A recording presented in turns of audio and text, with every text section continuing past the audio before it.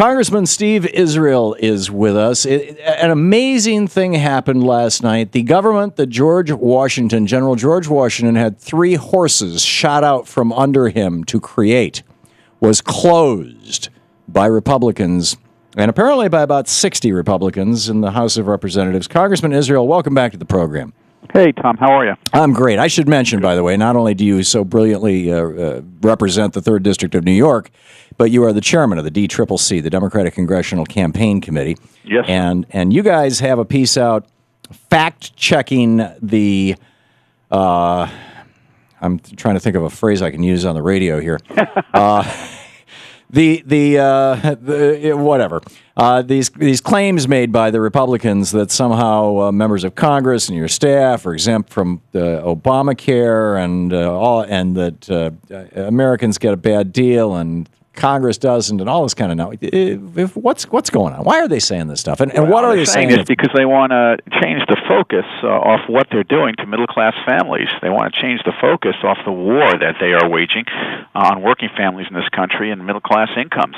They'd rather talk about anything else other than the economic disaster that they're inflicting and the pain that they're inflicting on these families in order to protect $40 billion in subsidies to big oil companies in order to protect the farm subsidies that they themselves receive. I'll tell you, last night I heard the height of hypocrisy, and it was all I could do not to go to the floor and just scream out where one of those members of Congress, Congressman Tom Reed from New York, I'm going to call him out on your show, stood on the floor of the House and on the issue of subsidies for health care for members of Congress and their staff said, you know what? Members of Congress should be treated no differently than any of our constituents. What he failed to tell people is that he missed his tax payments 38 times, and on one occasion was only able to pay his taxes by using his campaign account to do so. Now, if you're going to say that members of Congress should be treated the same way as their constituents, I agree. How many of his constituents get to miss their tax payments 38 times? So this Republican height of hypocrisy has to end. Well, this is like all the Republicans who voted for the Farm Bill because they were getting, they had farms and they were getting, in some cases, millions of dollars in subsidies from the federal government, and yet they also voted to cut off in the Farm Bill food stamps for poor children, basically. Let me call out another one because, if we can't be polite about standing for our priorities, standing up for middle-class families. On that point, Tom, Congressman Steve Fincher from Tennessee voted to end supplemental nutrition assistance program for his constituents in the Farm Bill, and he himself received a $3 million payment from the federal government for a farm that he happens to own.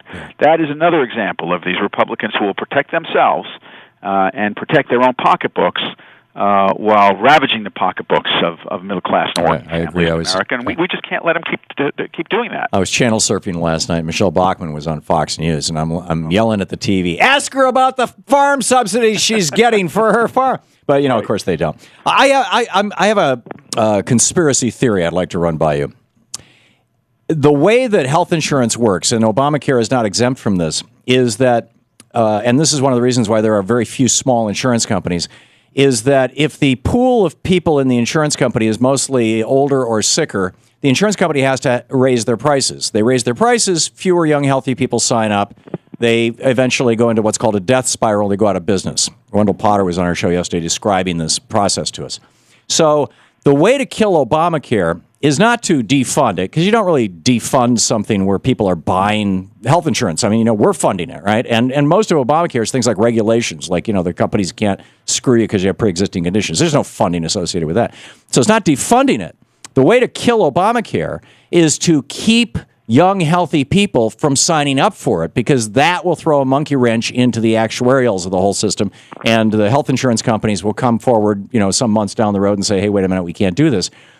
Yesterday was the day, midnight last night was when Obamacare signups went into effect. I happen to know, I'm in the news business, I know that every major network a week ago was planning major packages yesterday and major morning shows this morning about how the Obamacare network works, how to sign up, how to go to healthcare.gov, detailed pieces on state exchanges. Radio and TV stations all over the country were doing packages and reports on how to sign up for Obamacare in that state. All of those got blown out of the water by the Republicans shutting down the government. Could it be And the Republicans shutting down the government was driven by about 60 Tea Party guys, and at least two-thirds of them, we know, were elected to Congress almost exclusively or largely with money from fewer than 30 billionaires. Could it be that this cranky right wing that hates Obamacare did this shut down the government stunt to blow up the millions of dollars in free advertising that Obamacare would have gotten had the media done what they were planning on doing yesterday and today, doing, all-day coverage of Obamacare? Well, I don't know for sure that they did this intentionally, or they shut down the government intentionally to interfere with the promotion of Obamacare. I do know for sure that any excuse to shut down the government is one they will take. Remember, last year they tried to shut down the government in order to stop women from going to Planned Parenthood. Last January they tried to shut down the government with respect to the fiscal cliff. Last night they tried to shut down the government over something called the medical device tax and contraception and Obamacare. So I don't think these guys need much of an excuse to shut down the government. They just don't believe in government, unless that government is paying them $3 million in farm subsidies or paying ExxonMobil billions of dollars in oil company subsidies. Yeah, that makes perfect sense. What can people do? Oh, there's one thing that they can do, and that is to elect a Democratic majority. We only need 17 seats, Tom, to take the majority from these Republicans and end the shutdowns and the showdowns and the chaos and stand up for working families again and middle-class families instead of special interests. It's just 17 seats. So to paraphrase, you talked about George Washington. I love military history. To paraphrase Winston Churchill, never in history has so little meant so much. Just 17 seats is the difference between what we have now and restoring values and the right priorities for the U.S. Congress. So what people can do is get involved and help elect Democrats to the United States Congress, take out these Tea Party fanatics, and return some sanity and common sense to the United States Congress. Right, and people can find... One way into that is through the DCCC, which is DCCC.org. Correct. If I have that correct. Yeah, okay. Yes, The Democratic Congressional Campaign Committee. In the minute we have left, I've heard rumors from friends who work on the Hill that the Democrats are thinking of taking the sequester line by line and putting it up for a vote. Things like, okay, Republicans, do you or do you not want to fund research into Alzheimer's? Right. Is that in the works? Yeah, I mean, we have tried to use all the tools in our toolbox to turn off sequester, and every time we've tried, the Republicans have said no. And so we're going to continue to use every tool, and if that means trying to force line-by-line votes on every element of sequester, we will do that too. The tragedy is that we have the votes right now in the House of Representatives to end this shutdown, keep government open, and keep people working. There's only one person blocking that, and that is John Boehner. In other words, because he will not bring that vote, he won't bring that vote to the floor. He will not allow it, because all he cares about is keeping his hands on the gavel, rather than keeping them. So all John Boehner would have to do is say, okay, Congress, vote on this, yes or no, and we would have our government back. Yes, sir.